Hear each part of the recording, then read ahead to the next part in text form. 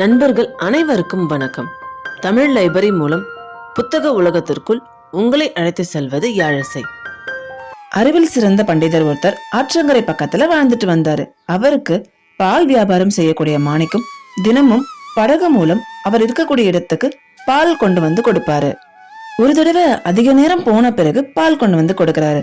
பண்டிதர் காரணம் கேட்டதுக்கு படகு கிடைக்கலன்னு மாணிக்கம் பதில் சொல்றாரு. அடே மூடனே, நாராயணன் பேரை சொல்லியிருந்தா நதி மேலே நடந்து வந்திருக்கலாமே. இனிமேல் இப்படி நேரமாக்காது, நான் பூஜை செய்யணும்னு பண்டிதர் சொல்றாரு.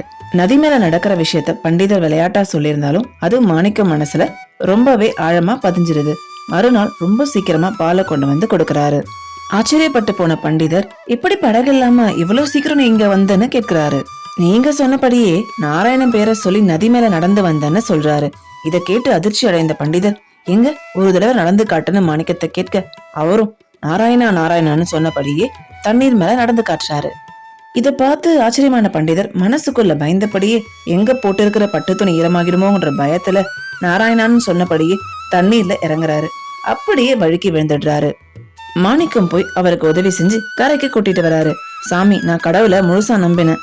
என்னால தடுமாறாம தண்ணீர் மேல நடந்து கரைக்கு வர முடிஞ்சது. நீங்க துணி ஈரமாகிடுமோன்னு பயந்தீங்க, அதனாலதான் விழுந்துட்டீங்கன்னு பால்காரர் சொல்றாரு. மாணிக்கம், கலைகள் பல கட்டுறதுனால நான் பெரிய ஞானிங்கிற கர்வம் எனக்குள்ள இருந்துச்சு. பலரையும் தாழ்வா நடத்திருக்கேன். இன்னைக்கு உன் மூலம்தான் உண்மையான பக்தி என்னங்கிறத தெரிஞ்சுக்கிட்டேன். எந்த ஒரு ஆடம்பரமும் அகங்காரமும் இல்லாம அவனை முழுசா நம்பினாலே போதும், அவன் எல்லாத்துக்கும் துணையா இருப்பான்னு நான் புரிஞ்சுக்கிட்டேன்னு பண்டிதர் சொல்றாரு. ரொம்ப கஷ்டப்படணும்னு அவசியம் இல்லைங்க. கடவுளை முழுசா நம்பி எளிமையான முறையில பிரார்த்தனை செஞ்சாலே போதும், அவரு நமக்கு துணையா இருப்பாரு.